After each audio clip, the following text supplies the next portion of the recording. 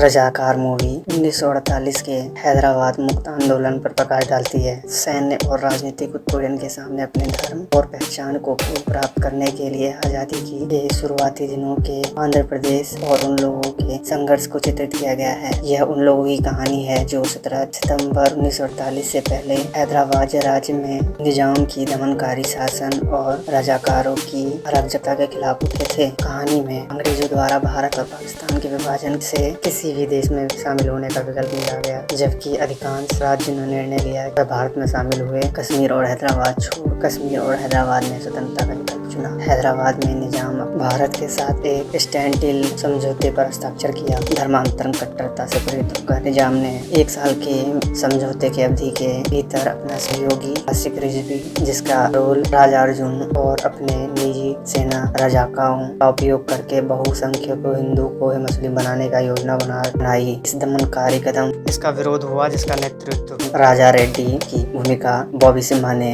निभाई है। सनवा संतवा की भूमिका वेदिका ने निभाई है। पंचवा पोचवा जिसकी भूमिका अनुसूर्या, चकली अलमवा जिसकी भूमिका इंद्रिजा और अन्य के नेतृत्व ने विरोध को जन्म दिया। जैसे स्थिति बड़ी बिगड़ने लगी तो केंद्रीय गृह मंत्री सरदार वल्लभ भाई पटेल जिनकी भूमिका तेज अप्रू ने निभाई है। KM मुंशी जिनकी भूमिका लाई भाषा विजय ने निभाई है। बच्चे को प्रत्यक्ष स्थिति का आंकलन करने के लिए हैदराबाद भेजा। हालांकि नेहरू की रिलेशन और जर्मनी और पाकिस्तान के हथियार प्राप्त करके निजाम ने आक्रमक योजना को जटिलता में बढ़ा दिया। कहानी यह उजागर करने के लिए सामने आती है कि नेहरू की हिचकिचाहट और निजाम की आक्रामकता के बीच सरदार वल्लभ भाई पटेल के निर्णायक कदम से महत्वपूर्ण और ऐतिहासिक मोड़ आता है और रजाकाओं और निजाम के शासन से हैदराबाद मुक्त होता है और भारत में शामिल होता है। यही इस फिल्म में दिखाया गया है। राजा अर्जुन ने स्क्रीन पर अपनी भयंकर उपस्थिति दिखाते हुए आसिफ रिजवी का शानदार चित्रण किया है।